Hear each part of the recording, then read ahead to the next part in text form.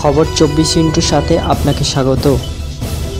নতুন নতুন খবর জানার জন্য আমাদের চ্যানেলে চোখ রাখুন। নমস্কার, খবর 24 আপনাদের স্বাগত। দর্শক, গতকাল বুধবার ভাটপাড়ায় গুলি করে এক তৃণমূল নেতাকে খুনের অভিযোগ সামনে এসছে। একদিন যেতে না যেতেই ফের গুলি চালানোর অভিযোগ উঠল এবার। আর এবারের ঘটনাস্থল কোচবিহারের তুফানগঞ্জের 2 নম্বর ব্লকের মহিষকুচি 2 নম্বর গ্রাম পঞ্চায়েতের টাকোমামারির ঘটনা। সেখানে তৃণমূল নেতা ভেবে গুলি চালানোর ঘটনা ঘটেছে, তবে গুলি লক্ষ্যভ্রষ্ট হওয়ায় অল্পের জন্য প্রাণের রক্ষা পান তৃণমূল নেতার আত্মীয়। ঘটনাস্থলে পৌঁছে গুলির খোল উদ্ধার করেছে বক্সিরহাট থানার পুলিশ।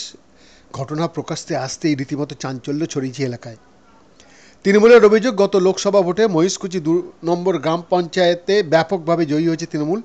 সাংগঠনিক শক্তি দুর্বল করতেই ওই হামলা বলে অভিযোগ, যদিও সমস্ত অভিযোগ অস্বীকার করেছে বিজেপি।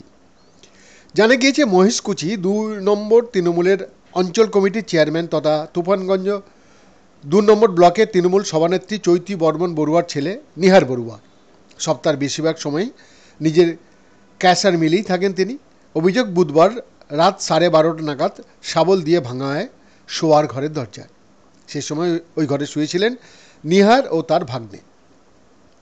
আর তৃণমূল নেতা শুয়ে আছে ভেবেই গুলি চালানো হয় বলে অভিযোগ। ওই সময় কোনো ক্রমে জানলা দিয়ে পালিয়ে প্রাণে বাঁচেন নিহার। গুলি লক্ষ্যভ্রষ্ট হওয়ায় তার সিমেন্টের দেয়ালে গিয়ে লাগে। এরপর খবর পেয়ে ঘটনাস্থলে আসে বক্সিরহাট থানার বিশাল পুলিশ বাহিনী। এই নিয়ে নিহার বড়ুয়া বলেন, বেশিরভাগ সময় ঘরে রাতে থাকেন তিনি। গতকাল সন্ধ্যায় দলীয় কাজকর্ম সেরে কোচবিহারের বাড়িতে ফিরেছিলেন। রাতে খবর পান বিজেপি আশ্রিত দুষ্কৃতীরা ওই ঘরের দরজা ভেঙে তাকে ভেবে বিছানায় শুয়ে থাকা তার ভাগ্নেকে গুলি চালায়। যদিও সে অল্পের জন্য প্রাণের রক্ষা পায়। তার সংযোজন মহিষকুচি 2 নম্বর ব্লকের সাংগঠনিকভাবে শক্তিশালী তৃণমূল, তাই তাকে মেরে ফেলার উদ্দেশ্যেই গুলি চালানো হয়েছিল। তবে এভাবে তৃণমূলকে ভয় দেখিয়ে রোকা যাবে না, দলের জন্য প্রাণ দিতেও প্রস্তুত তিনি।